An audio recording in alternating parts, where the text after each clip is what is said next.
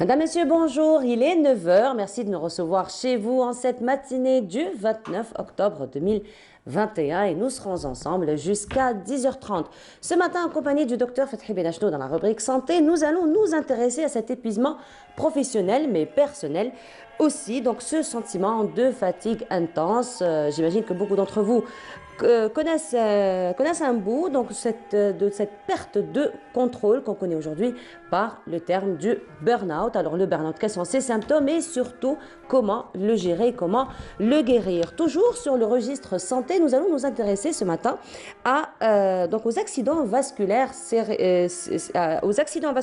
cérébraux et ce sera justement en compagnie de l'association des étudiants en pharmacie d'Alger, eux qui organisent un programme de sensibilisation, d'information autour des AVC. Toujours à la veille de la célébration du 69e anniversaire du déclenchement de la guerre de libération qui coïncide avec le 1er novembre 1954, justement l'école régionale des beaux-arts de Tipaza organise 3 jours de festivités, d'ateliers. Nous allons revenir un petit peu sur le programme de cette école. C'est la période du reboisement, l'automne, c'est la période du reboisement. Nous allons recevoir en cette matinée des volontaires qui se sont déplacés dans la wilaya de Sétif, justement pour du volontariat donc, qui a été fait pour le reboisement. Voilà un peu pour le menu de ce matin. Nous vous rappelons que notre émission est sponsorisée par Coral Peinture. Et avant donc de commencer, ce sera les nouvelles du ciel et c'est en compagnie de Mina Abed.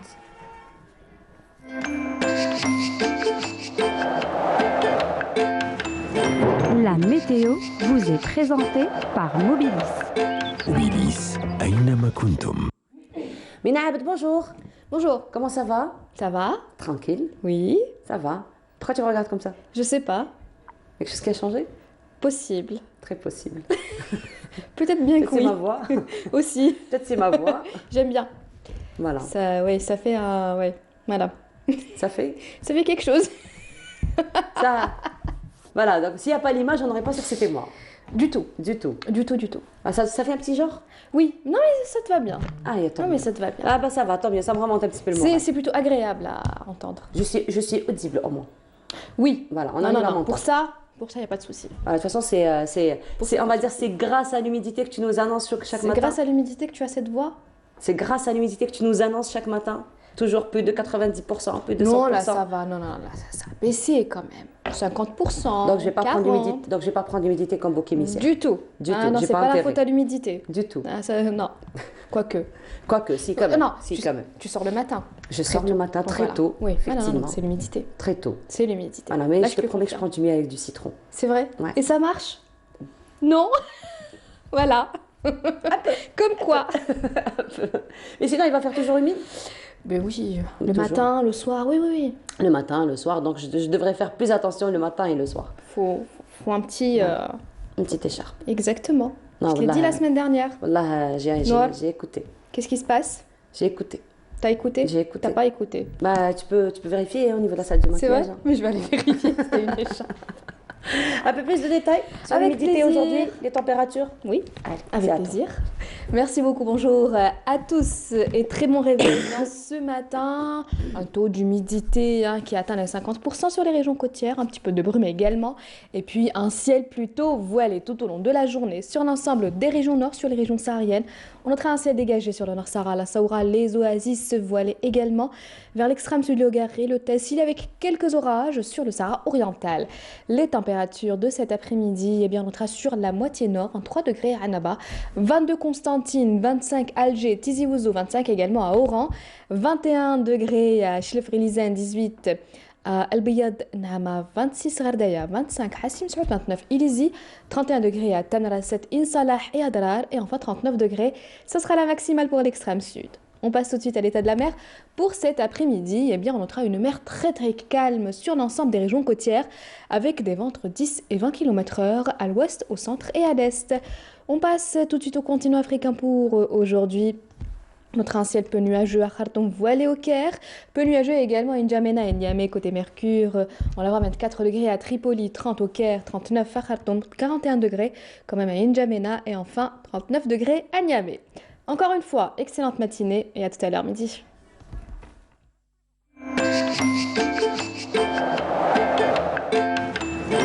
La météo vous est présentée par Mobilis. Mobilis, أينما كنتم. Et voilà, l'automne qui s'installe quand même. Hein. Oui. L'automne qui s'installe. 25 On degrés, arrive. ça va. Non, ce sont des températures quand même agréables. Oui, oui, oui. Agréables. Voilà, Faut en pour un profiter week-end en aujourd'hui. plus. Exactement. Pour un week-end, donc on peut quand même avoir beaucoup d'activités, d'autant plus qu'aujourd'hui, on va parler de plusieurs activités qui vont être organisées un peu Ce partout. week-end, oui. Voilà. Ben, merci beaucoup, Mina. Merci, On Noah. se retrouve tout à l'heure après le journal télévisé du midi, après celui de 19h et demain, demain. à partir de 9h. Avec plaisir. Merci beaucoup. Merci. Merci beaucoup, Mina. Et donc, on continue et ce sera pause musicale et on se retrouve juste après.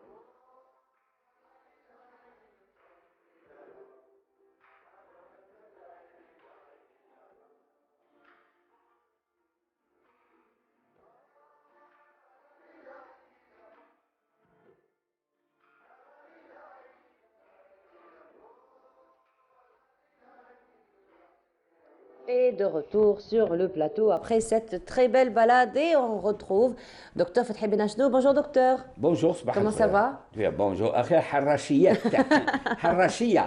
Voilà, je change un petit peu de style. Voilà. Voilà, en attendant de retrouver mes cordes vocales. Voilà. Alors docteur, aujourd'hui on va parler d'un épuisement. Du moment qu'on parle, Très bien. hein, on va parler d'un épuisement. Très bonne présentation. Un mot a été et Résume tout. Voilà. Oui. Et c'est un peu le mal du siècle, hein, il faut le dire. Hein. Le burn-out aujourd'hui. Oui, on va parler du burn-out. Voilà. Pour faire anglais. Pour faire anglais. Pour faire anglais. Pour préparer cette chronique, j'ai feuilleté. Je voulais savoir ce que ça veut dire en anglais. To burn, c'est brûler, c'est se consumer. Et quand on met avec un mot anglais, on met le out. Il y a le in et le out. Le in, ça veut dire, ça confirme. Le out, ça veut dire, c'est en dehors de ça. C'est s'arrêter de se consumer. C'est, comme vous l'avez dit, c'est s'éteindre. C'est ça qui est important. S'éteindre, et ça résume très bien la personne. Il faut avoir un feu. Nous, pour pouvoir bouger, il faut avoir un feu. Il faut brûler, éclairer, s'éclairer. Il faut avoir la force, il faut avoir l'envie, il faut avoir le désir de vivre, de travailler, d'aimer, de détester, de haïr. Même haïr, je ne recommande pas, mais c'est une autre façon d'aimer, c'est l'inverse. Il y a une phrase que j'ai beaucoup aimée, personnellement, qui dit que je suis incapable d'aimer parce que je suis incapable de haïr. Voilà. Ça, Donc, le burn-out, ce terme anglais, qui, à mon avis, a tendance à être un peu trop surutilisé. À chaque fois, on dit. C'est quelque chose que l'on connaît, que l'on connaissait, c'est épuisé. Mais maintenant, puisqu'on veut mettre un mot sur tout comportement, on a trouvé le burn-out, et c'est surtout au niveau, premièrement, là où on rencontre, et c'est au niveau du lieu de travail. Et là, la médecine du travail, et là, ne s'occupe pas assez de ça. Les conditions de travail. Moi, je vois, on parle du harcèlement sexuel. Oui, c'est vrai, c'est une réalité. Mais il y a le harcèlement non sexuel de la part... L'harcèlement moral. Moral de la part de ce qu'on appelle un petit chef. Et c'est très important. Moi, il y avait un travailleur qui m'a répondu ce que lui a dit son chef. Parce qu'il leur faisait faire, c'est les petits chefs, vous savez, il est lui-même, il peut être mis à n'importe quel moment dehors, il se prend pour le patron, surtout dans les... il lui a dit, écoute, où tu travailles, c'est-à-dire selon ou bien il y a 50 personnes qui attendent à côté. Vous voyez, c'est réduire cet être humain à rien du tout, à quelque chose qui sont... Et c'est là où ça a un impact sur la personnalité, sur la mentalité, sur la dignité de l'être humain.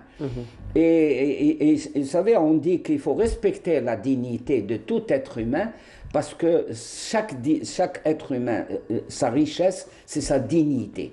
Donc, vous voyez comment on va éteindre en vous ce qui est humain. Ça, c'est important. Et il y a ce qu'on appelle le psychosomatique. Le psychosomatique, c'est-à-dire que c'est un problème psychique. Regardez, excellente. On a une régie que je salue et qui est superbe. Elle suit le problème. Vous voyez comment on vous détruit, comment on vous abat beaucoup plus. Regardez en bas, les piles sont bien remplies et au fur et à mesure, les piles... C'est une absorption de toute notre énergie. De toute. Voilà. Pire, même pas absorption, écrasement de toute énergie. C'est comme si on ouvrait un boulon où l'énergie s'échappe. Alors justement, docteur, lorsqu'on parle de burn-out, lorsqu'on parle de cet épuisement, généralement, on parle d'un épuisement professionnel. Donc vraiment, on perd tout contrôle, toute incapacité à pouvoir arriver à des résultats concrets. On est à plat. Mais aujourd'hui, on parle aussi du burn-out dans la vie personnelle, donc pas seulement que dans la vie professionnelle. Là, je rends hommage aux femmes d'Algérie, les femmes, ce qu'on appelle les maîtresses de foyer. Si elles étaient maîtresses de foyer, elles n'auraient pas de burn-out, mais qui sont, de par leur vie quotidienne, de par leur quotidienneté, s'effacent, n'ont plus l'impression d'être pas des êtres humains, n'ont plus l'impression de servir à quelque chose. Et là, c'est par le comportement de l'époux, c'est par le comportement des difficultés quotidiennes, c'est par la façon de vivre sa quotidienneté qui font que là, il y a un burn-out. Et ce qui est très important, c'est ce que j'allais dire, regardez, ça c'est complètement vidé, ça c'est au travail, on vous surcharge d'un travail inutile, répétitif, avec en plus les récriminations, alors que ce travail, et là on doit se poser des questions. On a des gens qui ont été à l'université ou bien qui ont appris un métier et quand vous êtes recruté, votre poste de travail, c'est un poste de travail qui est complètement éloigné de votre formation, de ce que vous aimez et de ce que vous savez pratiquer. On va vous mettre à côté de vous des piles et leur dites, mettez les feuilles bleues par ici, les feuilles blanches par là et les feuilles rouges par là. C'est terrible à vivre et le fil se se casse. Ça, c'est important. Alors, docteur, justement, à quel moment on peut dire que nous sommes en phase de burn-out? Quels sont les symptômes qui montrent que nous sommes en burn-out? Parce que parfois, on a un petit peu du mal à faire la différence entre le burn-out, entre une simple fatigue et parfois même la dépression. La dépression. Tout ça, il y a la fatigue, le burn-out, la dépression. La dépression. Comment on reconnaît? Là, il y a ce qu'on appelle le psychosomatique. C'est-à-dire que ce que vous vivez intérieurement, c'est votre corps qui se charge. Deuxièmement, alors la première atteinte, et qui est très fréquente que disent les gens, les troubles du sommeil. Les troubles du sommeil, j'arrive pas à trouver mon sommeil, pourtant je suis fatigué, pourtant.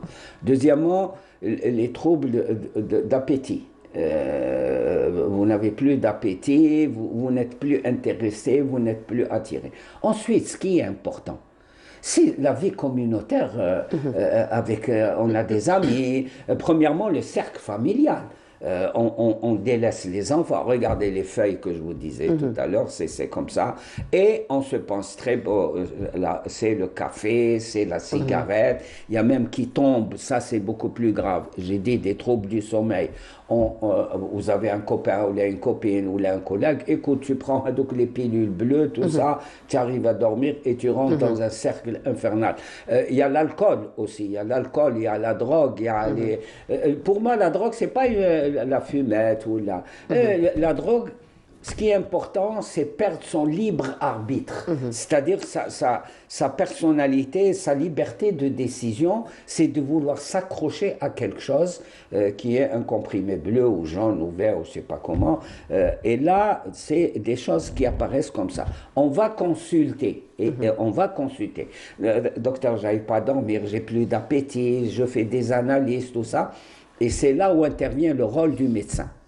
Je parlerai après du médecin du travail. Et en Algérie, il faut qu'on se réveille en matière de médecine du travail. Il faut qu'on ait une médecine du travail performante, ce qui n'est pas le cas. Alors, on va vers le médecin. Docteur, donnez-moi des vitamines. Là, c'est la grande. Je parle en Algérie, là où je vais, là où je vis. C'est les vitamines. Les médecins, des ordonnances recto-verso avec tout type de vitamines, alors que c'est à côté. Je crois que nos médecins se doivent d'être formés en matière de burn-out. Ça, c'est important. Il faut arriver à discuter quand quelqu'un vient, j'arrive pas à dormir, je me sens pas bien, surtout chez nous en Algérie, ma libido, ma femme ou mon mari ne m'intéresse pas, j'ai plus envie de lui ou d'elle, tous ces éléments-là. Je crois qu'il faut pas tout de suite, attendez, je vais vous donner un remontant, type les comprimés bleus qui augmentent la puissance. Non, il faut faire attention. Quand un comportement change, quelqu'un commence à boire de l'alcool, à traîner, à avoir surtout, il vous dit, j'ai des cauchemars, je ne dors pas bien. C'est toute la sphère, ce que je vis, ce que vit le caméraman, ce que vit tout le monde, c'est ça qui est important, qui est perturbé. Et il ne faut pas attendre quelque chose du concerné ou de la concernée elle-même, parce elle flotte, elle commence à complètement.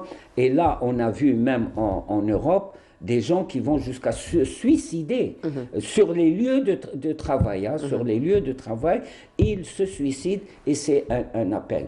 Alors justement, docteur, en cas de burn-out, comment se prendre en charge? Comment donc guérir de cela? Se prendre en charge, cette formule est très importante. Il y a un moment, il y a un stade où je ne peux plus me prendre en charge. Je me prends en charge, entre guillemets, je vais vers cette histoire de comprimés pour dormir, de comprimés pour avoir l'appétit, de comprimés pour avoir une force, une libido. Là, c'est premièrement se prendre en charge, que l'entourage prenne conscience déjà de la situation. Il ne faut pas le harceler encore une fois. Qu'est-ce que tu as? Qu'est-ce qui se passe? Réveille-toi, remue-toi. Vous connaissez la chanson de Jacques Brel. allez Fred, remue-toi, on va aller, il paraît qu'il y a des nouvelles et tout. Non, c'est pas ça. Et ensuite, la frontière avec la dépression est dangereuse. Et moi, quand il y a une dépression, pas moi, les médecins, quand il y a une dépression, il y a toujours le risque de suicide. Il ne faut pas attendre jusque-là. Je crois premièrement que le soutien, c'est de comprendre cette situation, ne pas le harceler encore une fois. Parce que dire, ah, Yabarka, je t'ai remarqué, tu ne marches plus, tu dors plus, tu me parles plus, ça, si on découvre des comprimés ou si on découvre quelque chose, il ne faut pas en faire. Je crois qu'il faut être à ses côtés, c'est ce qu'on appelle le conjoint ou la conjointe, et aller chez un médecin. Les médecins généralistes se doivent de faire leur transformation et s'ouvrir à ces nouveaux types de pathologies socio-médicales. Je crois qu'il faut être sensible à ça, être formé d'abord, et deuxièmement, que l'on arrête de prescrire des tranquillisants neuroleptiques. Non, je crois qu'il faut aussi, c'est une prise en charge globale et faire attention de ne pas faire le pas vers la dépression. Moi, une dépression me fait peur. Me fait peur parce qu'elle isole encore plus le et prendre en charge, revoir le monde du travail, pouvoir détecter très vite, il faut des psychologues au boulot, des psychologues qui ne vont pas rester dans son bureau, qui va aller dans les ateliers, qui voit un petit peu l'ambiance des ouvriers ou des fonctionnaires. Est-ce que c'est calme, attention, est-ce que c'est équilibré, est-ce que c'est harmonieux, il faut discuter avec les collègues, qui c'est qui harcèle l'autre, pourquoi un retard dans le travail, surtout avec les problèmes de transport. Quelqu'un qui arrive en retard au travail, il faut pas... Il y a des petits chefs sadiques, des cheffaillons, des petits chefs sadiques qui en font tout un... Et ça, la personne, elle est pas froide, elle a vécu des problèmes de transport, elle est peut-être sortie de 5 heures du matin chez elle et elle arrive à 10 heures. C'est une réalité au niveau du boulot, pas à cause, il y a des embouteillages, il y a de ceci.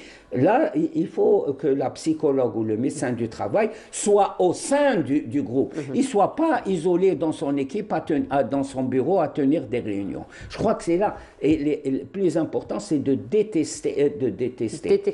Détecter, pourquoi je dis détester? C'est de détecter ces signes. Regardez, c'est ça.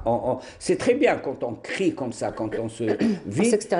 On s'extériorise. Il y a des techniques de prise en charge, comment on dit, de coaching, pour être en anglais. Non, c'est d'expression physique, d'expression. Et il ne faut pas dire tout de suite, on va faire du sport. Arrêtez, il est complètement vanné, il est complètement par les conditions. Et ensuite, à tout cela, s'additionnent les conditions de vie, quand on dit les transports, le pouvoir d'achat, tous ces éléments-là se contribuent. Il faut avoir une personnalité assez renforcée et ne pas ajouter à tous ces problèmes-là.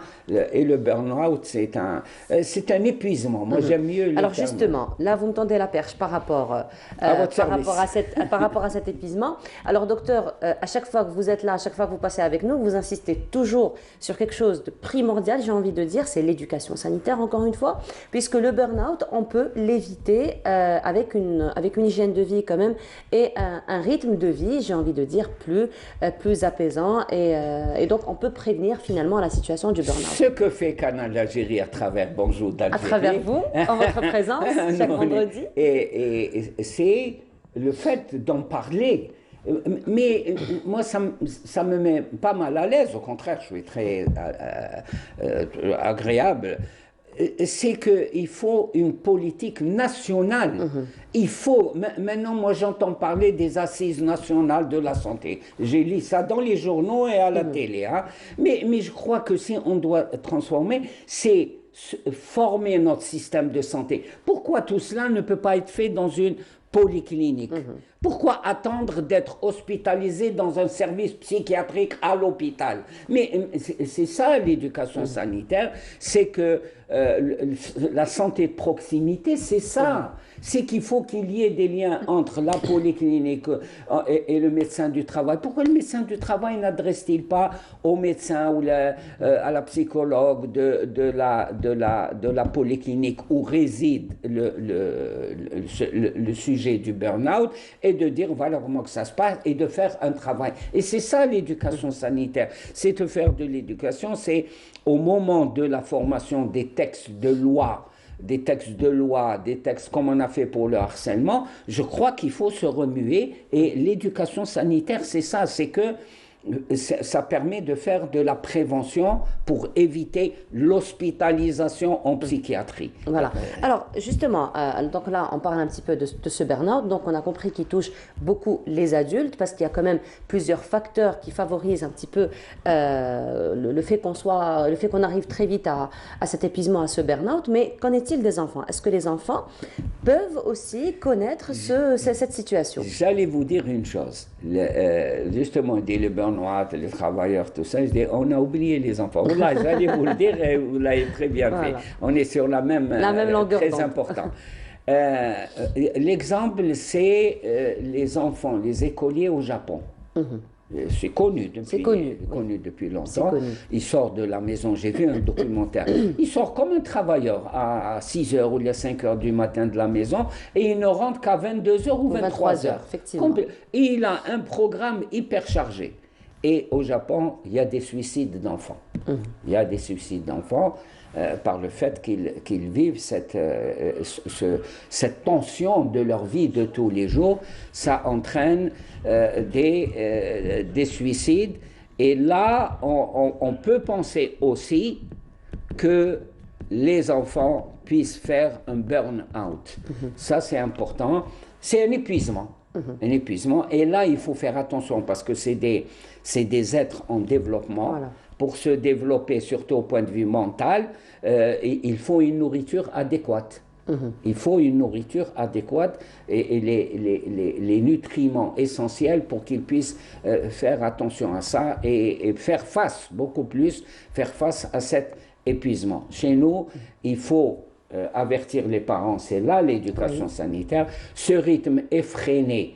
Vous savez que maintenant, il y a des, comment on appelle ça, des cours particuliers, des cours particuliers qui ont lieu après la journée à l'école. Après la journée, le week-end. Le week-end, et il termine le soir tard, 7 h, 8 h. Et puis quand il rentre, il doit faire les devoirs donc, de l'école. Il doit faire les devoirs.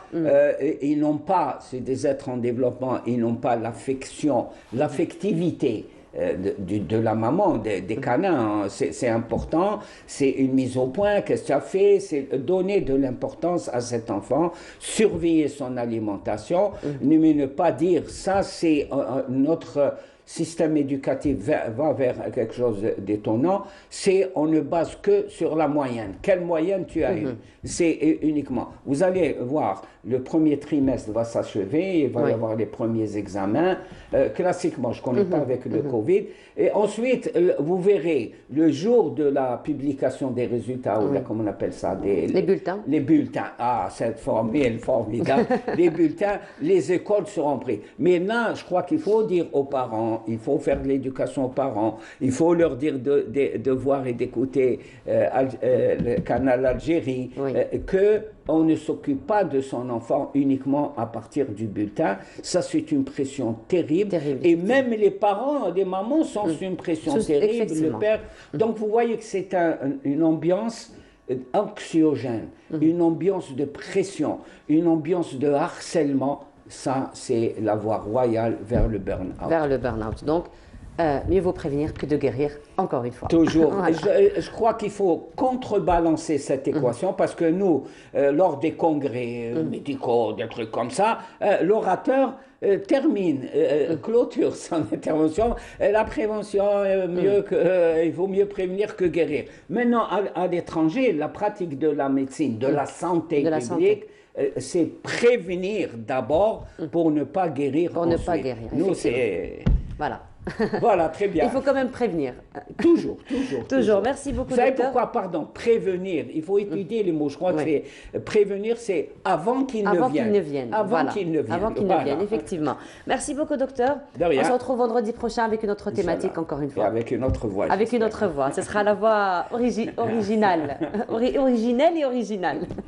Merci beaucoup, docteur. Et on continue. Alors, on va quand même rester dans le stress avec cette chanson qu'on vous propose, puisque, excusez-moi, puisque parmi donc, les facteurs qui rajoutent un petit peu au stress, au burn-out, c'est la circulation. Donc, c'est l'encombrement, les embouteillages. Ne m'en parlez pas, je parle.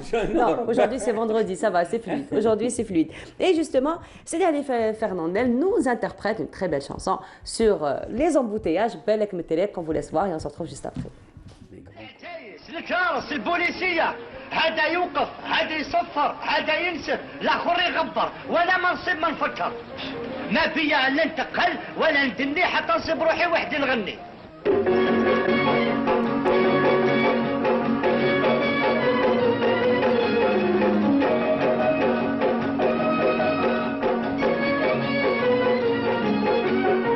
بالك مترف لازمت اليوم تمشي ببالك عاود تحقيق انا نلاقو في الحلالة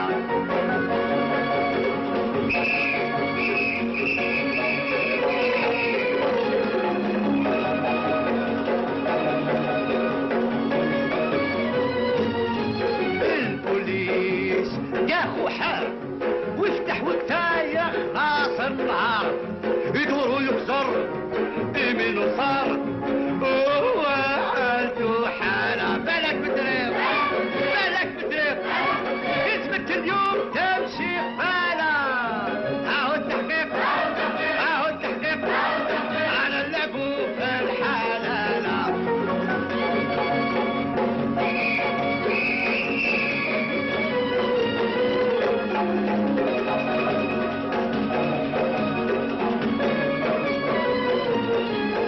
اشبيك واقف متصدر امشي تبع المسامر حضر بالك وتفكر راهي تبدلت الحالة بالك مترف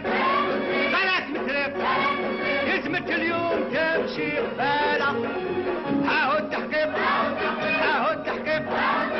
انا اللعبو في الحلالة.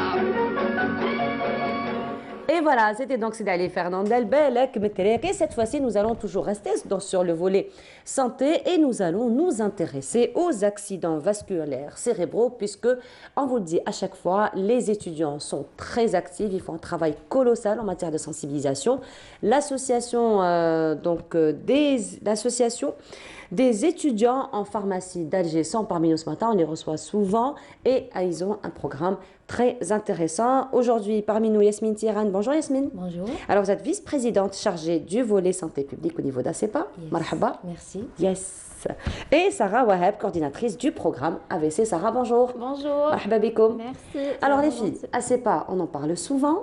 C'est une association très active sur terrain, donc il y a plusieurs années déjà d'activité. Il n'y a jamais eu de coupure avec, on va dire, l'environnement, avec tous ceux qui s'intéressent à la santé publique, même du temps Covid, parce qu'il y a eu beaucoup de travail qui a été fait.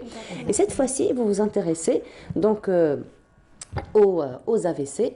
Donc les AVC, il faut dire que c'est un petit peu aussi un problème de santé publique, hein, puisque le taux ne cesse d'augmenter. Alors cette fois-ci, pourquoi vous vous êtes intéressé en tant qu'association aux AVC ? Alors, je rappelle peut-être à nos téléspectateurs, ceux qui ne connaissent pas, que nous sommes l'association scientifique des étudiants en pharmacie, une association d'étudiants de la première à la 6e année. Il y a parmi nous également, et même plus, il y a également parmi nous des résidents, des diplômés. Nous œuvrons dans le domaine de la santé publique. Nous venons tout juste de clôturer le mois des maladies féminines à travers la course rose et on entame directement avec une nouvelle campagne. Il faut savoir que octobre, ce n'est pas uniquement le mois des maladies féminines uniquement, il y a également d'autres pathologies, à savoir... C'est les maladies féminines par excellence, le mois d'octobre. Voilà. Mais il n'y a pas que ça. Aujourd'hui même, c'est la journée mondiale de l'AVC, le 29 octobre. Et de ce fait, nous allons organiser, Inch'Allah, une campagne de sensibilisation au niveau des centres commerciaux Bab Zouar et Garden City simultanément. Donc, ça sera aujourd'hui et demain au niveau d'Alger Centre. Oui, on va parler, on va s'adresser à la population algérienne. On s'est à travers nos différentes campagnes qu'on avait faites auparavant, c'est la troisième édition, on s'est rendu compte que notre cible n'était pas forcément ceux qui ont un AVC ou ceux qui sont susceptibles d'avoir un AVC, mais plutôt les jeunes. Parce que c'est ces jeunes-là qui vont prendre en charge leurs parents, qui vont prendre en charge leur entourage. La personne, quand elle a un AVC, elle ne peut plus bouger. C'est ce qu'on appelle les signes fastes ou les signes vites. Je laisserai peut-être Sarah vous en parler sur ces signes-là. Mais une personne qui a déjà un AVC ne peut pas se prendre en charge elle-même. C'est vraiment son entourage. Et c'est là où se fait le travail de sensibilisation. Alors justement, Yasmine, vous avez dit que votre cible cette fois-ci, c'est les jeunes, parce que ce sont les jeunes qui vont s'occuper un petit peu des personnes qui ont eu donc des AVC, bien que les AVC ne choisissent plus aujourd'hui, n'est-ce pas? Exactement. On a eu même des enfants qui ont eu des AVC, on a vu quand même des cas de ce genre. Alors justement, Sarah, dans ce sens, vous allez entreprendre aujourd'hui et demain cette campagne de sensibilisation, donc avec le grand public. Exactement. Et justement, quelles sont un petit peu les méthodes que vous allez employer pour expliquer, encore une fois, ce problème de santé publique? Très bien. Donc, je remercie tout d'abord ma collègue d'avoir expliqué un petit peu sur notre campagne qui se déroulera aujourd'hui et demain. Donc, je rappelle qu'aujourd'hui, c'est à partir de 14h, centre commercial de Bab Zouar et Garden City. Demain, c'est à partir de 9h. Donc, nous essayons... Toujours au même endroit? Non, demain, c'est au niveau d'Alger Centre et la placette la station de métro Tafoua Grande Poste. Comme avait dit Yasmine, nous allons essayer de cibler beaucoup plus cette année les jeunes, car les jeunes qui vont prendre en charge leurs parents, leurs grands-parents, etc. C'est eux dans l'entourage, donc les personnes qui sont susceptibles de faire un AVC. Donc, qu'est-ce que nous allons faire? Nous allons essayer d'expliquer tout d'abord c'est quoi un AVC et nous allons expliquer aussi le signe fast ou la vite. Donc, vite, c'est par rapport au visage. Donc, V, c'est par rapport au visage. La personne ne pourra pas bouger correctement son visage. Nous sommes en train de voir un petit peu l'affiche. Oui, exactement. Donc, V, comme je disais, c'est visage. La personne ne pourra pas bouger correctement son visage. Si on lui demande de faire un petit sourire, elle n'arrivera pas à le faire correctement. Le I, c'est par rapport à l'incapacité. Donc, la personne ne pourra pas faire un pas ou ne pourra pas marcher correctement. T, c'est des troubles de parole. Si la personne parle, nous n'allons pas comprendre ce qu'elle est en train de dire. Et E, c'est extrêmement urgent. Donc, il faut agir vite dans les agir médias. vite, comment? Donc, agir vite, c'est en appelant les urgences, sinon en se dirigeant directement vers les centres qui vont prendre en charge les patients qui font un AVC. Les centres hospitalo-universitaires ou là, dans un hôpital le plus proche de vous. Donc, notre mot d'ordre, c'est d'agir vite et surtout de ne pas dépasser les 4h30. Et c'est là où se fait, encore une fois, le travail de sensibilisation. C'est qu'il faut se diriger directement vers les centres qui prennent en charge cela pour éviter de lourdes séquelles. On peut sauver un AVC en amont et c'est en agissant vite donc, et immédiatement. Donc, notre mot d'ordre, c'est bien ça. Car si je m'excuse, un AVC, c'est la première cause des handicaps acquis chez l'adulte et c'est la deuxième cause de mortalité. En Algérie, c'est 60 000 personnes qui sont touchées chaque année par des AVC. Donc, c'est pas quelque chose de simple. Il faut vraiment agir vite. Il faut faire quelque chose pour qu'on puisse sauver la personne. Alors, les filles, justement, dans ce sens, alors il y a beaucoup d'études qui sont publiées aujourd'hui, donc beaucoup de campagnes qui se font aussi sur les réseaux sociaux, sur Internet, les médias d'une manière générale. Et on dit qu'on peut prévenir un AVC, on peut savoir bien à l'avance que la personne peut courir un AVC, donc vraiment 2 mois, 3 mois à l'avance. Alors, est-ce que ceci fait partie un petit peu de votre campagne de sensibilisation? Vous faites un petit peu partie de votre campagne d'information? Donc sincèrement, nous intéressons beaucoup plus aux signes directs, voilà, aux signes directs d'un AVC. Donc comme j'expliquais tout à l'heure, c'est aux signes d'AVIT. V, c'est visage, incapacité, etc. Donc nous intéressons vraiment au moment de l'AVC pour essayer de prévenir les séquelles après. Très bien. Alors, vous allez rencontrer le grand public. Donc, ça va se faire aujourd'hui à partir de 14 h, demain à partir de 9 h. Quelles sont un petit peu vos attentes donc, de cette campagne que vous allez entreprendre? Par rapport à nos attentes, on s'attend à ce qu'il y ait beaucoup d'interactivité, beaucoup de monde. De toute façon, vous avez choisi des endroits très fréquentés. Justement, c'est très ciblé. On tient vraiment à ce qu'il y ait cet intérêt, surtout par rapport aux jeunes. On le voit de plus en plus. Les jeunes s'intéressent un peu plus à leur santé déjà, à leur santé surtout quand il s'agit de la santé de leurs parents, de leur entourage. Directement, il y a ce côté d'intérêt qui les pousse à savoir ce qu'on est en train de faire. Donc, d'un jeune à un jeune, c'est plus facile, je dirais. Et bien sûr, on n'oublie pas les plus âgés. En tout cas, l'AVC, il touche particulièrement tout le monde. Donc, nous sommes tous concernés par cette pathologie, par l'intérêt qu'on doit porter à ces AVC-là. Alors, Sarah, du moment où vous êtes coordinatrice de ce programme, il faut dire que préparer une campagne de sensibilisation, d'information comme celle-ci, c'est quand même un travail assez lourd qui doit se faire parce qu'on doit s'entendre sur les mots qu'on doit employer, sur le langage qu'on doit employer, comment faire passer son message. D'accord, donc on ne sait pas à qui on a affaire. Alors, toute cette campagne, comment elle a été prévue, comment elle a été préparée au niveau de votre association? Et puis vous avez été encadré, j'imagine aussi. Oui, bien sûr. Donc nous sommes sur terrain depuis plusieurs années. J'étais déjà membre de la CEPA depuis presque 3 ans, voire 4 ans. Donc j'ai déjà acquis quelques méthodes. Donc j'ai déjà acquis quelques méthodes spéciaux pour pouvoir parler avec, impacter les gens et parler correctement avec eux, utiliser le langage corporel nécessaire, adéquat, utiliser le langage verbal adéquat. On va essayer d'être dans le même champ avec la personne qu'on va parler avec, s'adapter à la personne, exactement. Et du coup, certainement, c'était un travail d'équipe. C'était pas vraiment facile, c'était certes difficile. Nous avons essayé de faire des fiches, d'élaborer des fiches pour pouvoir expliquer correctement au grand public à travers nos réseaux sociaux et aussi à travers la sensibilisation qu'on va faire aujourd'hui et demain, Inch'Allah. Par rapport à la préparation, ça commence d'abord par une documentation, bien évidemment.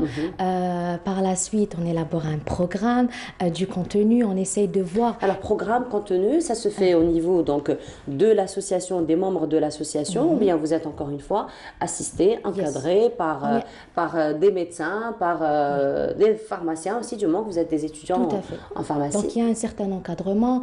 Lorsqu'on prépare notre contenu... Parce qu'on n'a pas le droit à l'erreur dans ce genre de... Bien sûr, exactement. Donc, on est encadré par des médecins, par nos professeurs, nos résidents, pour qu'ils nous donnent un petit peu quelle est vraiment la cible, sur quoi devrions-nous nous baser en quelque sorte. Par la suite, on essaye, à notre niveau, de simplifier, de vulgariser, et c'est ça le travail de sensibilisation, c'est de s'adresser au public de la manière la plus simple et la plus efficace et la plus actuelle. Nous sommes en 2021, le temps des réseaux sociaux, et c'est là qu'on agit également. Par la suite, il y a une séance de briefing où on brief les étudiants, les bénévoles, qu'on appelle les bénévoles, c'est des étudiants en pharmacie vêtus de leur blouse blanche, sur le champ, j'appelle le champ de bataille, mais c'est le champ de sensibilisation.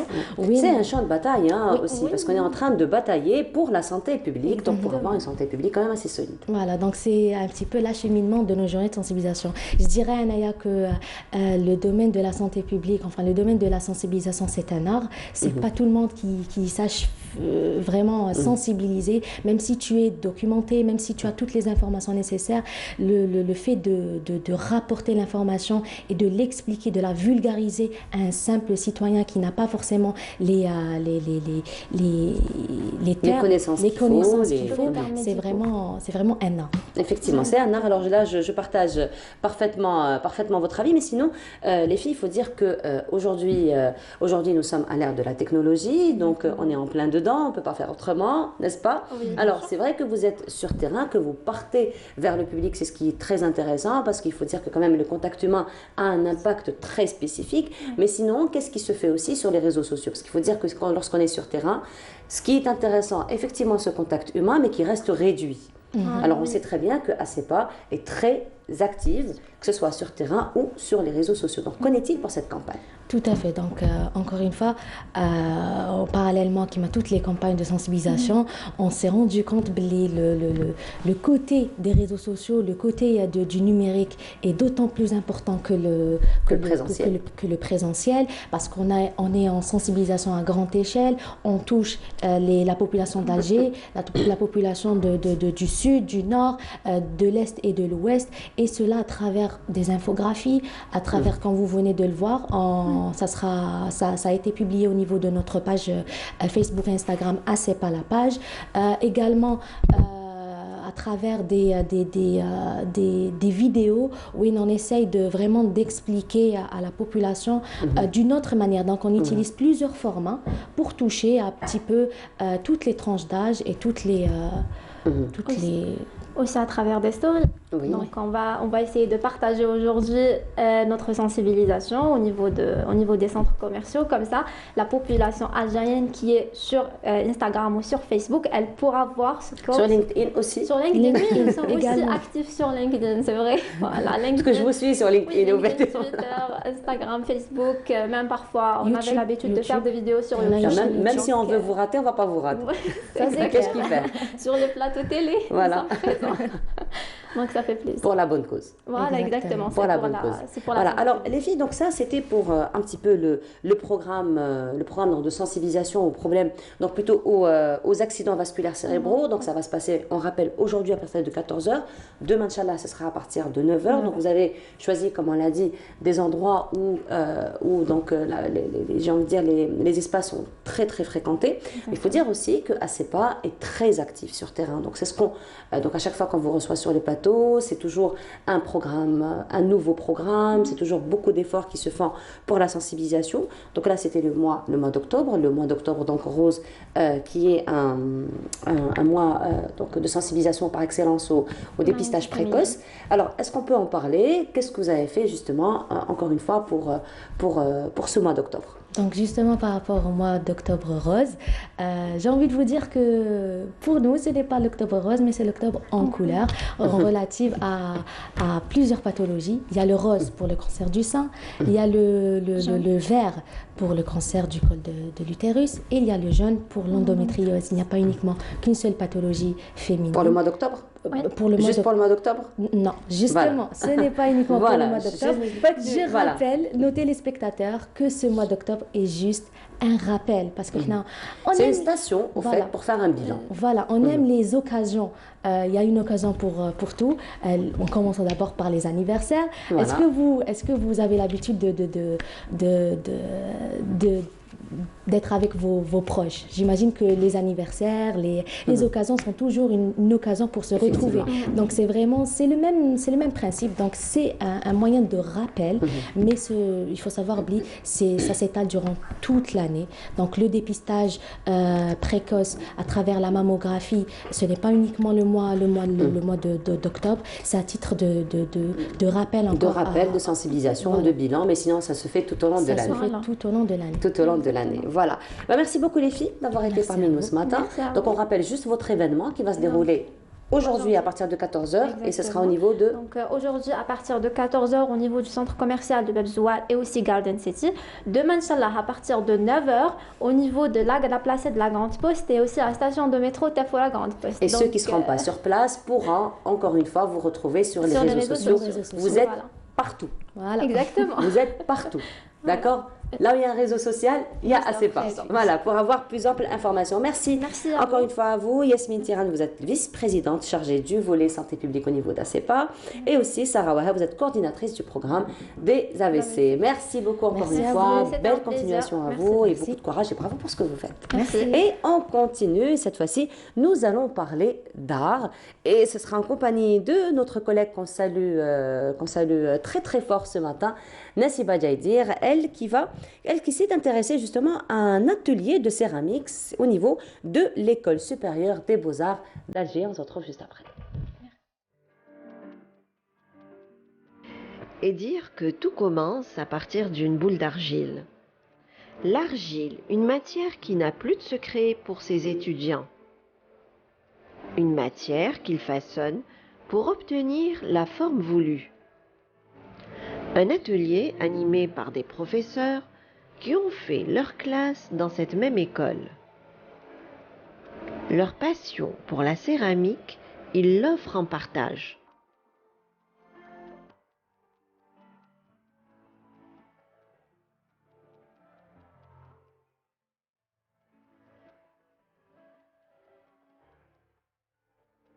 C'est une passion. J'étais première céramiciste sortie de cette école supérieure. Depuis 2014, je suis prof ici de première année. Donc l'atelier prend en charge tout ce qui est création. Donc initiation, on leur apprend les préliminaires de la céramique, comment on apprend la céramique, comment on la fait. À partir de la deuxième année, on commence à faire des sujets libres et de la création jusqu'à la cinquième année. في الفكرة تاعي خيرت شكل الكتاب القديم يعني شكل الكتاب القديم يبان فيه يبان فيه شويه يعني كما نقولوا التعتيق او الشيء القديم يعني باش يدل على الحضارات القديمه وتاثير يعني ما زال العلم هذا يكزيستي حتى اليوم يعني كان للعلم دور اساسي في نهضه الامم طبعا بدايه من العصور القديمة حتى هذا الوقت ما زال كاين يعني أمور مبنية على العلم يعني حتى هذا الوقت. Ici, on est passé à la phase décoration. Chacun de ces étudiants travaille sur un thème. Ils sont en Master 1. C'est leur 4e année aux Beaux-Arts. Ils ont choisi comme spécialité la céramique. Bien encadrés par leurs professeurs, ils y mettent toute leur énergie et leur passion. Et chacun y va dans sa sensibilité et laisse parler son imaginaire.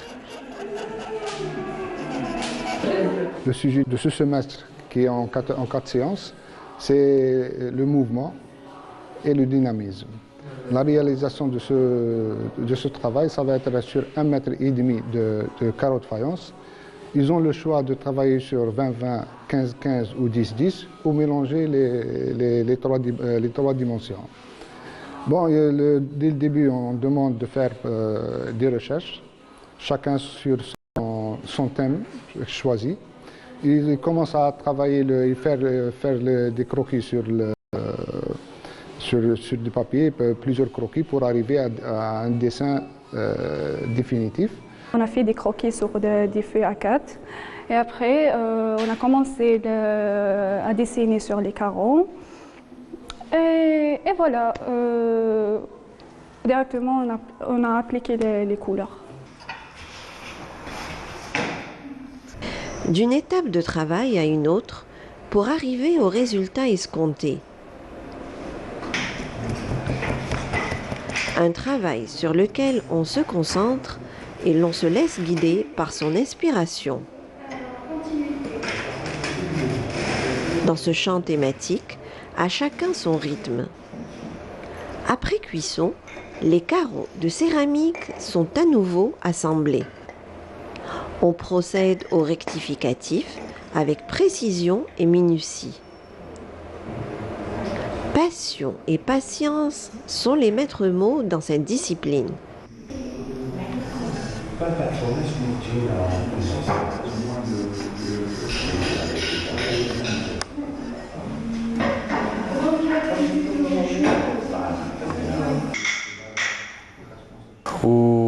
والسوجي اللي خيرته كان الموفمون والبالي رقصة البالي. مع الاول نديرو حنا درنا لا روشاج كولار نخيرو السوجي نديرو لا روشاج كولار تاعنا ونديرو قداه نروشارج عدد كبير من لي روشاج حتى نخرجوا بالريزلت اللي حنا باغيينها نتاع الالوان واللي رانا حنا نستعملوهم. Après une matinée assez chargée, un temps de pause bien mérité. Dans le jardin de l'école, on échange des idées. Des idées et des expériences dans ce lieu de formation et d'expérimentation artistique.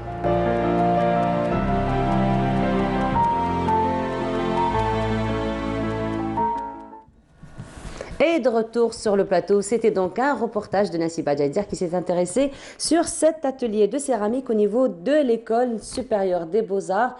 Nassiba Djaïdir, donc qu'on salue, que toute l'équipe de Bonjour d'Algérie et de Canal Algérie salue ce matin. Nassiba Djaïdir qui vous a accompagné à travers sa rubrique Mosaïque et elle vous faisait justement découvrir, rappelez-vous, chaque mardi un artiste, un atelier, une exposition, enfin tout ce qui touchait à l'art et ça a duré plus de 20 ans. Nassiba Djaïdir, aujourd'hui, elle a été honorée hier justement à l'occasion de la célébration ou de la fête du recouvrement de la souveraineté sur la télévision et la radio algérienne, donc qui coïncide au 28 octobre. Elle a été honorée hier justement pour son parcours brillant. Nassiba, on te salue, on te dit que tu nous manques déjà et on va dire profite un petit peu donc de ton repos. Voilà pour Nassiba Djaïdir qu'on salue encore une fois. Et on va rester avec l'art, on va rester donc toujours avec les célébrations puisque nous sommes à la veille de la célébration du 67e anniversaire du déclenchement de la guerre de révolution qui coïncide donc au 1er novembre 1954. L'école supérieure des Beaux-Arts au niveau de Tipaza va organiser justement à cet effet des ateliers, 3 jours d'ateliers, de festivités pour marquer cet événement. Pour en parler ce matin, parmi nous, le directeur de l'école régionale des Beaux-Arts, M. Qaddar Othman, bonjour. Bonjour. Bienvenue à vous. Merci. Alors, vous êtes là parmi nous ce matin donc, parce que nous allons donc célébrer le 67e anniversaire du déclenchement de la Révolution. Et au niveau de votre école, donc un programme est en train donc, de se préparer durant 3 jours. Tout à fait. Donc, à cette occasion, bien sûr, nous célébrons le 67e anniversaire du déclenchement de la lutte armée.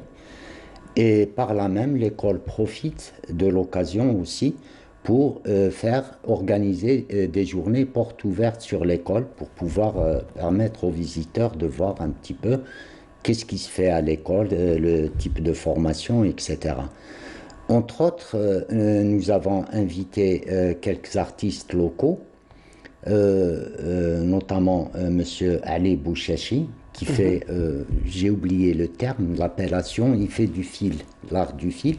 D'accord. Et un de nos enseignants qui va exposer certaines œuvres à lui. Mais la majorité des travaux, ce sera des travaux d'étudiants, pour que les jeunes puissent voir qu'est-ce qui se fait exactement à l'école des Beaux-Arts de Tipaza. Il y aura aussi des ateliers en plein air, c'est-à-dire que des étudiants vont travailler carrément sur place, vont réaliser des œuvres. Voilà, donc ça va durer 3 jours, c'est surtout pour les journées portes ouvertes. Et à l'occasion, l'école a choisi comme slogan un vers de notre poète, révolutionnaire, Moufdi Zakaria. Le premier vers de son poème, Iqra Kitabak. Donc, donc l'école a choisi ce vers-là comme, si vous voulez, accroche, comme slogan pour célébrer l'événement. Alors il faut dire aussi, Monsieur Qaddar Othman, que au niveau de Tipaza, donc Tipaza c'est une ville d'art et d'artistes par excellence. Donc on connaît beaucoup d'artistes, beaucoup de jeunes talents, d'ailleurs qui s'intéressent un petit peu à l'art, à la peinture, aux fresques. On en a rencontré, nous en avons eu déjà à recevoir sur notre plateau. Et donc l'intérêt pour l'art est là, il est palpable, il est vraiment présent. Donc durant ces 3 jours de portes ouvertes, est-ce que les gens donc qui vont visiter un petit peu donc ces journées ouvertes pourront probablement assister à des ateliers? Tout à fait, tout à fait. Donc ils seront en contact. D'initiation, je veux dire des ateliers d'initiation peut-être non, mais l'important est qu'ils soient en contact direct avec les étudiants qui sont là à travailler, à réaliser des choses, et des enseignants et des étudiants. Donc ça leur permet aussi de savoir exactement ce qui se fait à l'école, quelles sont les spécialités, etc. Mais c'est-à-dire leur organiser une formation ou bien une initiation sur place, non. Mais déjà, le fait qu'ils voient les gens, c'est-à-dire les étudiants ou bien des artistes travailler sur place, je pense que ça va les inciter à pratiquer eux-mêmes et leur donner envie de pratiquer l'art du dessin, de la peinture, etc. Alors, je vais ouvrir une petite parenthèse, je vais profiter de votre présence du moment que vous dites que ça pourrait les encourager, les inciter donc à s'adonner à l'art. Alors, on dit que pour commencer là, il faut déjà avoir un don. Est-ce que vous êtes d'accord avec ça? Personnellement, je n'aime pas trop qu'on dise ça. D'ailleurs, je le dis tout le temps, à chaque fois que l'occasion se présente. C'est pas une question de don uniquement, parce que quelqu'un qui a un don, qui est doué, etc., n'a pas besoin d'être formé. Il y a énormément de grands artistes qui n'ont pas fait les grandes écoles, et qui n'ont pas fait les beaux-arts, et qui sont de renommée mondiale. Les écoles sont faites pour former des gens, pour apporter un plus. Il faut surtout, je pense, de la volonté. Il faut aimer ça d'abord, peut-être, je dis bien, pratiquer un peu, mais l'école est là pour apporter un plus, pour former les gens. Voilà. Donc, je profite de l'occasion pour tenter de casser cette manière de présenter les choses, c'est-à-dire que pour faire une formation dans une école des beaux-arts, il faut avoir... C'est faux, c'est tout à fait faux. Les écoles sont faites pour apprendre, on appelle ça une école. Une école, c'est fait pour apprendre des choses à des gens. Mais ça nécessite surtout de la volonté, un engagement. Quand une personne sait ce qu'elle veut, il n'y a pas de raison pour qu'elle n'aboutisse pas. Effectivement. Alors, je reviens encore une fois à votre événement donc, durant ces 3 jours, du moment que cet événement est organisé donc, à l'occasion d'une fête nationale, donc à l'occasion du 67e anniversaire du déclenchement de la Révolution. Alors, est-ce que les participants, donc les étudiants qui vont travailler sur place, donc qui vont réaliser des œuvres sur place, est-ce qu'il y a une thématique particulière à laquelle ils doivent donc réaliser? Non, nous n'avons pas imposé thématique parce que c'est une journée, c'est vrai, de symbolique, etc. Mais nous ne leur avons pas imposé de thème particulier. Donc ils sont libres, ils peuvent, bien sûr, c'est à eux de décider. S'ils décident de prendre comme thème le 1er novembre, libre à eux, mais nous ne les obligeons pas forcément à prendre ce thème-là. Ils sont libres, c'est une journée justement qui symbolise le déclenchement vers la liberté. Donc, on ne va pas s'en servir pour contraindre, imposer des restrictions aux gens. Très bien. Alors, pour ce qui est des participants, donc vous avez dit que ce sont les étudiants qui vont un petit peu réaliser les œuvres sur place. Excusez-moi. Excusez-moi. Donc, est-ce que ce sont tous les étudiants qui sont invités donc, à participer à ces ateliers, plutôt à ces réalisations? Ou bien vous avez fait une sélection au niveau de votre école? Non, nous n'avons pas fait de sélection. Les étudiants qui seront présents, vous savez que la journée du 1er novembre est une journée fériée. Donc nos étudiants qui habitent loin, généralement s'en vont. Ils rentrent chez eux pour fêter ou bien pour bénéficier de ces vacances. Par contre, ceux qui seront là sont venus, c'est-à-dire de leur plein gré. On ne les a pas obligés. Voilà. Donc, c'est des étudiants qui sont disponibles maintenant sur place. Donc, vous avez de l'espace pour pouvoir les recevoir? De l'espace, vous savez, vous venez de toucher un point vraiment sensible. Voilà. L'école régionale des beaux-arts Tipaza, nous avons tout ce qu'il faut sauf de l'espace. Sauf de l'espace. Sauf de l'espace. De l'espace, on en a très peu. D'ailleurs, c'est vraiment un handicap pour notre établissement, c'est-à-dire manque d'espace pour pouvoir, exécuter tout le programme pédagogique initié par la tutelle. Donc, c'est vraiment le point... Donc, c'est un appel que vous allez lancer ce matin. Tout à fait, voilà. Tout à fait. Je n'ai pas cessé de lancer cet appel depuis 2009. Depuis 2009, je ne cesse, à toutes les occasions, que ce soit, disons, officielles, administratives, etc., dans les conseils d'orientation, ou bien par des écrits à la tutelle, ou bien comme ça sur le plateau à la radio. Donc, notre école, c'est vrai qu'elle est jolie, mais c'est une petite école de par ses espaces. Alors, justement, là, vous avez parlé un petit peu des disciplines que vous, ou bien des différentes spécialités artistiques que vous proposez au niveau de l'école. Donc, il y en a plusieurs. Quelles sont donc les spécialités que vous proposez au niveau de les l'école? spécialités sont arrêtées par la tutelle, donc elles sont communes à toutes les écoles des beaux-arts régionales. Les programmes idem, donc c'est le même programme pour eux. Les études sont organisées sur deux paliers. Donc vous avez 2 années, 2 premières années, première et deuxième année, c'est des années tronc commun.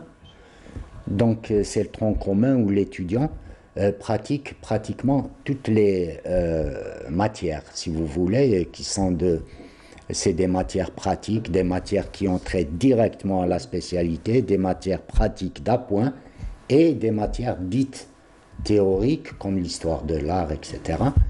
Voilà, donc durant ces 2 années, puis en troisième et quatrième année, il fait la spécialité. Donc on arrive aux spécialités. Nous avons normalement, je dis normalement, parce que comme je viens de le souligner, par manque d'espace, nous avons certaines spécialités qui sortent de fait. Donc, comme toutes les écoles, nous avons peinture, ce qu'on appelle peinture, mais c'est en réalité, c'est les arts plastiques. C'est pas uniquement peinture comme on l'entend. Sculpture. Nous avons, dans le domaine du design, nous avons la communication par l'image, le design graphique, donc l'image, et la 3D, les espaces et les objets, c'est-à-dire le design aménagement. L'étudiant apprend à concevoir des espaces et des objets d'intérieur. Voilà. Donc, il y a aussi une autre appellation que je n'apprécie pas beaucoup, c'est les arts musulmans. C'est comme si on les mettait, c'est comme s'il y avait que des arts, c'est pas universel, c'est uniquement musulman. Donc, c'est miniature et céramique. Donc, pour la céramique, nous ne la dispensons pas. Par manque d'espace. D'espace, encore une fois. Voilà, d'espace. Au début, on avait espéré, on a même l'école a acheté des émaux et tout ce qu'il faut, même des tours, mais les espaces n'ont pas suivi, donc on ne l'a fait pas. Par contre, les autres matières, les autres spécialités, nous les pratiquons, nous les enseignons, si vous voulez. Alors, vous êtes vous-même enseignant, d'ailleurs? Moi, j'étais enseignant à l'École supérieure des beaux-arts. J'enseignais le design graphique longtemps. Avant ça, j'étais à l'éducation. Après ma formation, je n'ai pas intégré directement l'École supérieure des beaux-arts. J'étais à l'éducation, CNF, Centre national de formation des cadres de l'éducation. Ils forment c'est des élèves inspecteurs des arts plastiques, etc., d'éducation artistique, et ils forment des intendants. Maintenant, je ne sais pas comment ça s'appelle. Après quoi, bon, à l'école supérieure, ils ont ouvert la filière design graphique. On a fait appel à moi et j'ai rejoint l'école. Voilà, depuis jusqu'à 2009, j'ai été chargé de mettre en mouvement l'école régionale des beaux-arts de Tipaza avec un groupe de mes collègues. Eh ben voilà, un groupe de vos collègues. Justement, pour revenir encore une fois à cet événement, vous avez dit que vous allez inviter donc Ali Bouchachi qui fait un très beau travail. Justement, on va aller voir son travail. C'est un ami de l'école. Eh ben voilà, c'est un ami de l'école. Nous allons voir un petit peu son travail à travers ces images et on se retrouve juste après.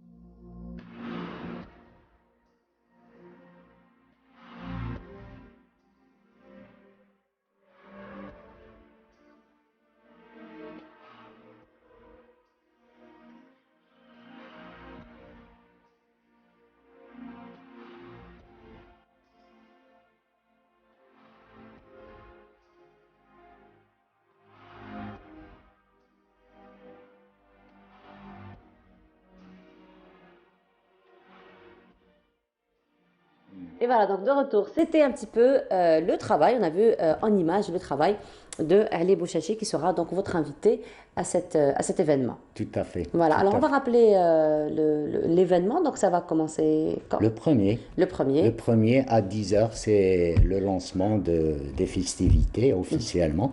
Voilà. Et ça va durer 3 jours. Ça permettra au maximum le plus de gens possible pour connaître l'école. Donc les ateliers seront ouverts, les travaux des étudiants seront... Les travaux, c'est-à-dire exécutés à l'école, pour qu'ils connaissent un petit peu les spécialités, les matières enseignées, etc. Donc 3 jours, du 1er au 3. Ah ben voilà, du 1er au 3, on vous souhaite une belle réussite pour cet événement. Merci. Merci beaucoup d'avoir été parmi nous ce matin. Je rappelle, Monsieur Qaddar Atman, vous êtes directeur de l'école régionale des Beaux-Arts au niveau de la wilaya de Tipaza. Merci d'être venu ce matin. Et on continue, on va se retrouver dans un petit moment pour la dernière station de cette matinée. Nous allons parler de reboisement dans la wilaya de Sétif. Mais avant cela, ça va être une balade à travers 6 images que nous vous proposons et on se retrouve juste après.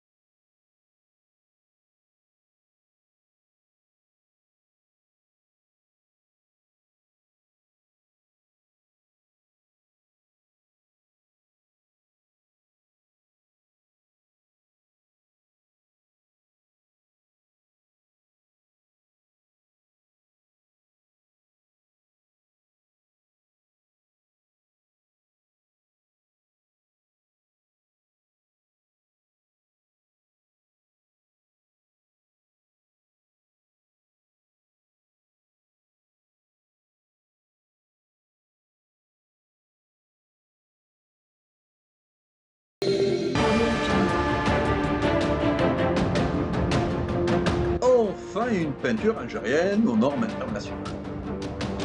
Tous vos besoins en peinture intérieure, peinture métal, préparation de support ou peinture extérieure, choisissez Coral Peinture. Coral Peinture, c'est les à faire.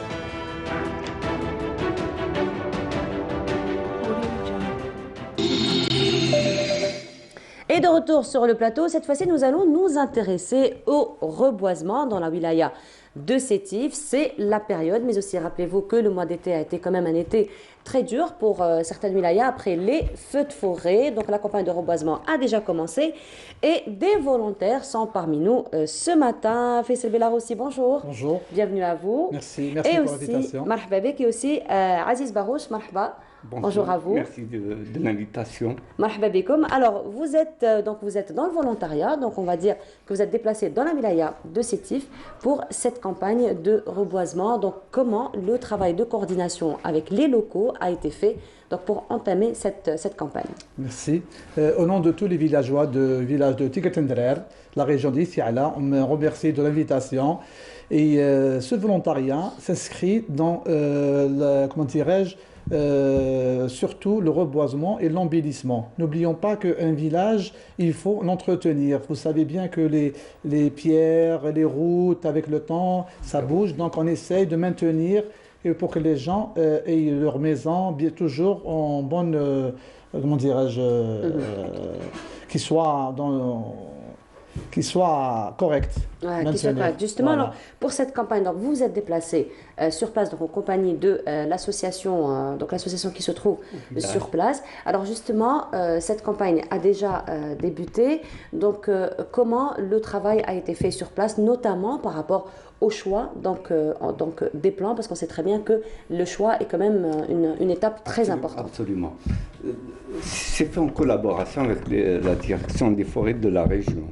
C'est eux qui nous ont suggéré certains arbres qui adhèrent au village. Surtout, la plantation, c'est pour l'érosion du village. C'est une zone montagneuse, donc il faut replanter, planter.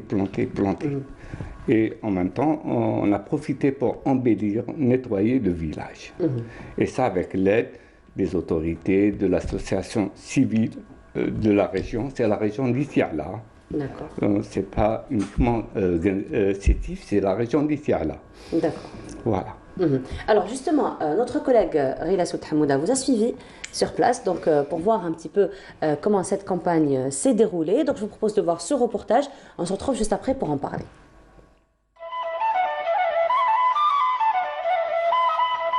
Perchés sur les hauteurs des Bibans, les villages de Harbil, situés à la lisière de la wilaya de Sétif. Jusqu'aux années 2000, ces villages ont connu un exode massif, comme ici, à Tigretendrer. L'enclavement, la misère sociale et le chômage ont poussé bon nombre de ses habitants à déserter les lieux. Cette initiative d'aujourd'hui de replanter, d'embellir et de faire appel à la population du village, c'est dans le but de préserver ce village. Nous donnons un cachet et l'envie que la population, surtout les jeunes, qui doivent revenir au bled, revenir au pays et de le faire développer, prospérer et entretenir, surtout entretenir. C'est ça le but de ces initiatives que nous faisons annuellement.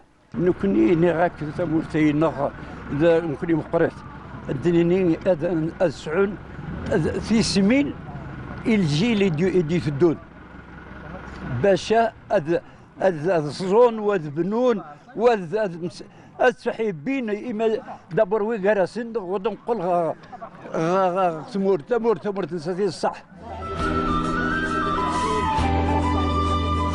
Aujourd'hui, l'association Tigretendrer active et lance des campagnes de volontariat, des manifestations culturelles et des rencontres afin de redynamiser le village.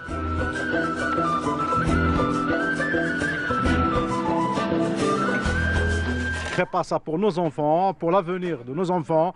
Comme ça, ils vont savoir que le volontariat, c'est quelque chose de beau, quelque chose de bien, quelque chose de l'environnement, de l'oxygène, on prend de l'air pur, on vient ici, tout le monde est présent. Quand on fait vraiment, on appelle pour faire le volontariat et c'est que tout le monde participe. من أجل تحسيس أهل المنطقة وسكان الدائرة ككل، ولهذا نطلب من السكان الحفاظ على هذه الثروة. ناويين لي فولونتاريا باش الزون الشجور إذا درتينا باش عند العباد قلنا ندي زافيرين وكلين إن شاء الله شجورين المستقبل مزيان مقرنا إلى أن على الشجور.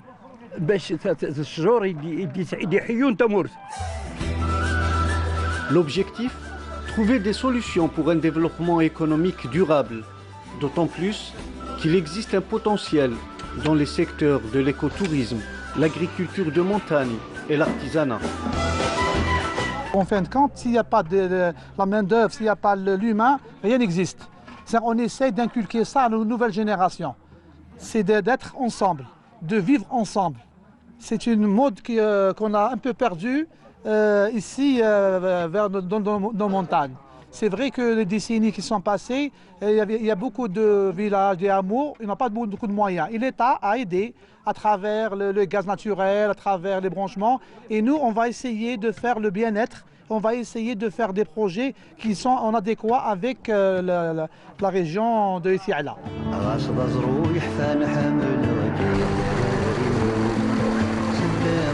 Des projets spécifiques adaptés aux conditions géographiques et socio-économiques de la région sont plus que vitales pour la commune de Harbil et ses villages.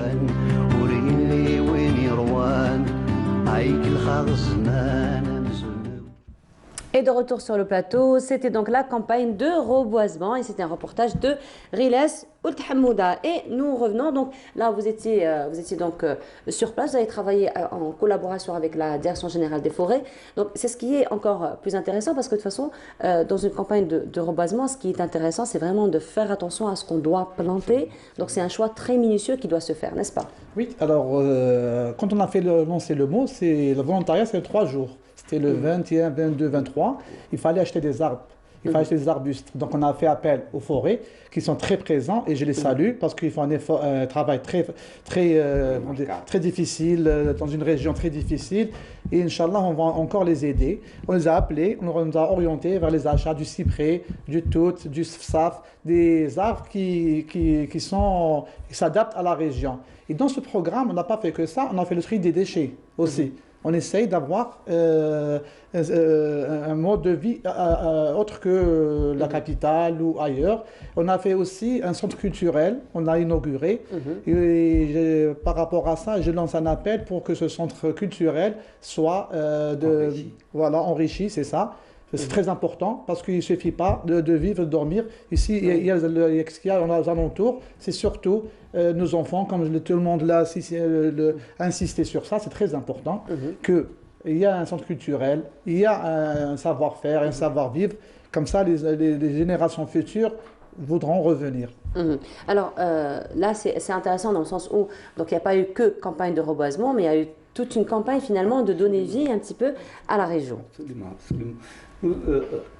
Entre autres, du reboisement, nous avons fait du volontariat pour désherber, pour nettoyer et pour embellir le village. Nous avons fait appel à des artistes locaux qui nous ont fait des fresques, des écriteaux. C'est du vrai volontariat, franchement, chacun apporte... Pas uniquement le reboisement. On s'est attelé à faire plusieurs choses à la fois. Ça n'a pas duré 3 jours, ça a duré plus d'une semaine. Voilà, finalement. Plus d'une semaine. Préparer l'événement. Parce que nous avons, il ne faut pas oublier, nous avons planté plus de 400 arbres. Et offrir des bénévoles aussi. Offrir des bénévoles, j'insiste sur ça. Vous avez mis ces gilets-là? Oui. Voilà. Et comment? Alors, le voilà. Et... Avec la casquette. Je vais participer autrement à la campagne. Absolument. Je vais participer autrement. Et donc, pardon, vous disiez? Alors, c'est que c'était un geste initiative citoyen. C'est très important. Il ne faut pas attendre que l'État soit que donne les moyens. Parce qu'en fin de compte, c'est notre vie, c'est notre patelin. Il faut qu'on soit prêt à vivre chacun avec harmonie. Voilà, effectivement. Alors, durant ces 3 jours, donc un peu plus même, et il y a eu donc le concours, un petit peu la participation, donc déjà de vous êtes parti déjà d'Alger, il y a eu aussi les habitants, mais sinon, connaissez un petit peu de la participation des enfants. On sait très bien que lorsqu'il y a ce genre d'événement, l'éducation, dans ce sens, c'est très important. C'est vraiment l'occasion pour inculquer un petit peu le lien, l'amour de la nature aux enfants. C'était la période où les enfants ne sont pas en vacances. Auparavant, nous faisons au mois de mars des campagnes de reboisement en collaboration de nos enfants, c'est-à-dire on fait appel aux familles qui viennent avec leurs enfants pour leur inculquer et leur donner l'envie de la nature. C'est comme la collecte des olives. Donc c'est pareil, on va ensemble, pareil. Voilà. Mais cette fois-ci, les enfants étaient en plein cours. Voilà, étaient à l'école. Absolument. Donc on n'avait pas Voilà, mais sinon, messieurs, ce qui est important aussi dans ce genre de campagne de reboisement, donc c'est bien d'être sur place, donc de reboiser, donc de travailler en collaboration avec la Direction générale des forêts, avec les locaux sur place, mais sinon il y a un travail après d'entretien, il y a un travail de suivi aussi qui doit se faire. Alors, ce qui est bien avec les nouvelles procédures, c'est qu'on va faire une convention entre l'association et les forêts par rapport au projet de volontariat et de reboisement. Comme vous le dites, c'est toute l'année. Oui. C'est toute l'année. C'est-à-dire, j'espère que cette convention qui existe, qu'on va l'établir, qu'on est là et on est prêt à soutenir nos régions. Voilà. Mais sinon, lorsque vous êtes parti là, justement, sur le plateau, nous sommes en train de découvrir quelques plantes que vous avez ramenées, des arbustes, c'est ça? Oui. Des plantes que vous avez ramenées. Alors ça, c'est le cyprès. Voilà, c'est le cyprès. Vous avez deux modèles, le cyprès, comment dis-je, en bougie ou bien en parapluie. Alors, on a fait les deux modèles.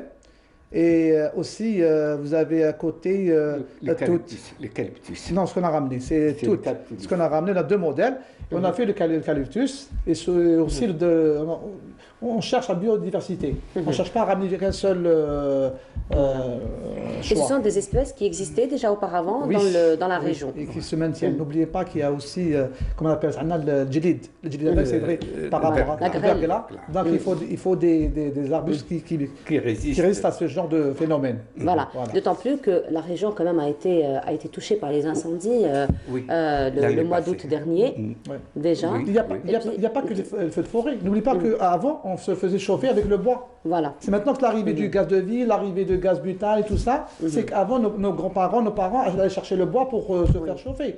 Après, c'est normal qu'il y a moins d'arbres. C'est pour ça maintenant qu'il faut reboiser. Maintenant, heureusement qu'il y a le gaz de vie qui arrive dans les villages. Ça, c'est très important. Et on remercie l'État parce que, sincèrement, ça a un plus. Mais maintenant, il faut reboiser. Il faut reboiser. N'oubliez pas que l'Algérie, c'est un pays aride. Qu'on a le désert qui monte vraiment. Effectivement, le phénomène de désertification. Et il faut planter. Voilà. Mais sinon, vous avez un site internet aussi où on peut vous suivre? La page Facebook, Tigre Ndrer, notre village. Notre village. Voilà, donc ça c'est votre page Facebook. Mais sinon, donc vous avez dit qu'il va y avoir une convention pour pouvoir faire le suivi par la suite. Donc quels sont un petit peu vos projets toujours dans ce...